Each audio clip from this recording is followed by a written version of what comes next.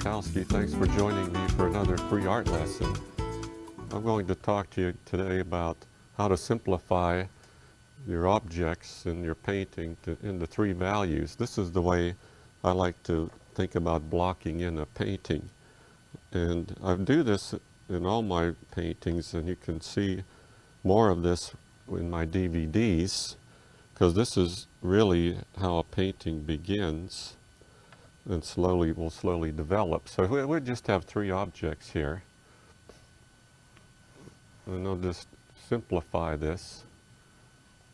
So I have a teacup and a pear and an apple. And I'll sketch them on first. I have some raw umber here I'm just sketching with. And see, they're the basic shapes. Still lifes are good to study basic shapes.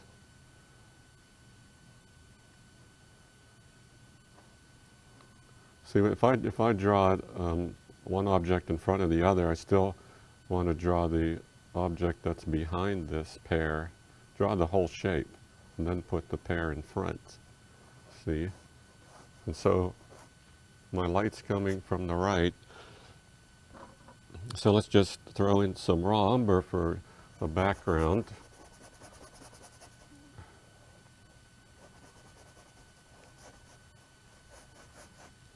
I like to work from the back to the front.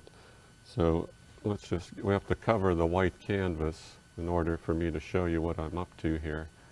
So let's do that.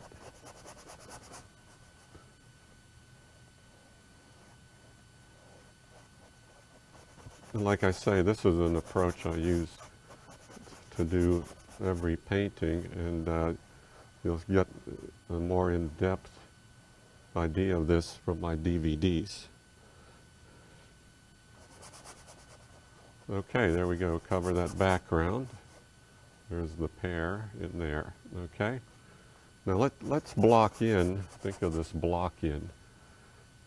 We'll take one object at a time here. And I have the teacup. Let's do the teacup first. Here's a gray. I'm just going to paint this in black and white, the teacup, that is. So the shadow would be over here.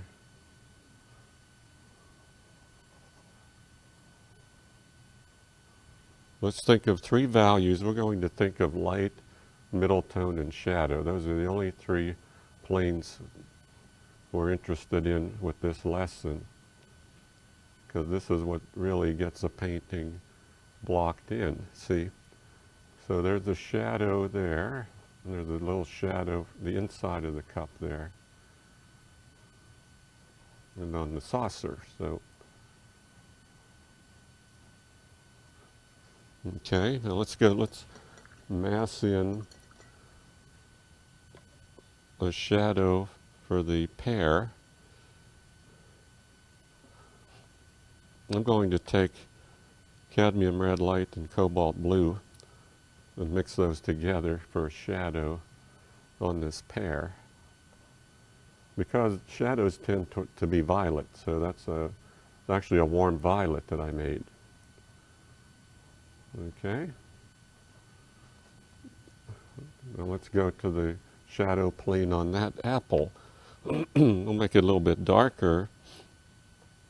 How about some alizarin crimson and a little bit of ultramarine blue? So that makes a deep violet for that apple, that shadow. I know everyone has their own approach. This is part of a classical approach. Okay. So that's one plane on each object. So that's the shadow plane. Now we could put the light plane on there. So the cup, the porcelain cup, is a gray. See, when we do a teacup, it's not white. It's really gray because the highlight will be white. But that's not what we're going to concern ourselves with right now. But we just want to get these planes blocked in. So where the light meets the shadow would be there.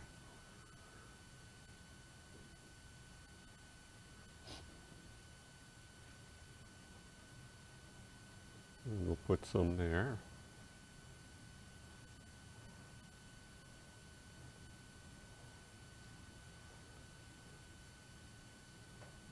And still very flat.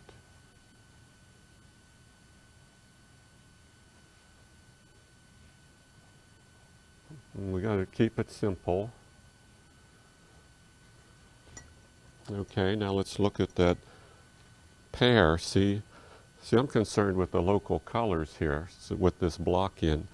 So that pair is really yellow. So we'll mix some cad yellow light and cad yellow deep.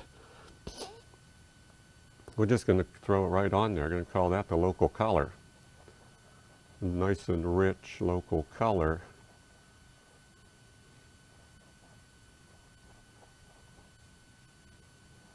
Like I said, this is the way I do all my paintings. When you go to my website at jamessulkowski.com, you'll see the finished paintings, but they all started out this way.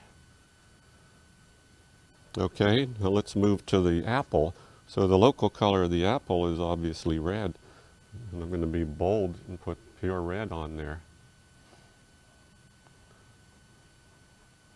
See, so that's two values. These are essentially the middle values of the objects, because to go further would be to make this lighter and brighter, but we're not going to do that with this lesson. We want to keep it simple. So the third value will be the value between this light and shadow. So if you look at this palette here, I have gray mixed with ivory, black, and white. In fact, I go into depth about this palette with my other free lesson about the palette. So if you refer to that, that'll help. So here's a gray. It has yellow ochre in it because there's also gray within yellow ochre, see? So that'll go between that and the shadow.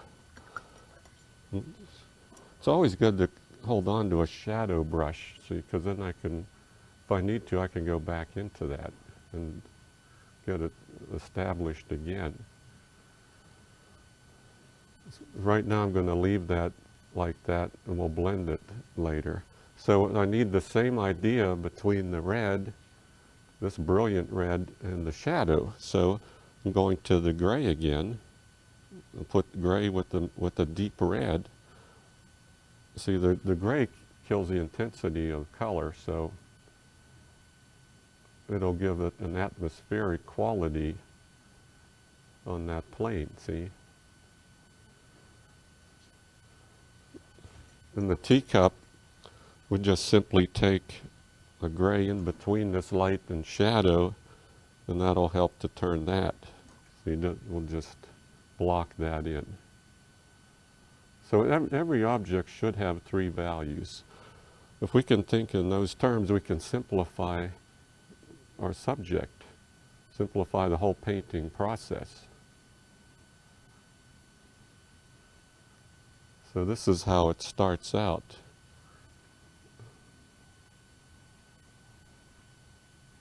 A little bit of umber there. Now if I wipe all the paint out of the brush, I can just blend this softly, and then we have the beginning of this form. So you blend it that way, and then we'll blend the light into the gray.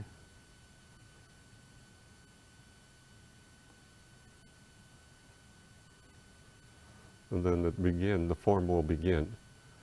So this is all I wanted to keep it simple and keep this lesson just to that one subject. And we go into more depth in the DVDs, but this is how it all starts. So thanks for joining me for this free lesson. I'm James Sulkowski.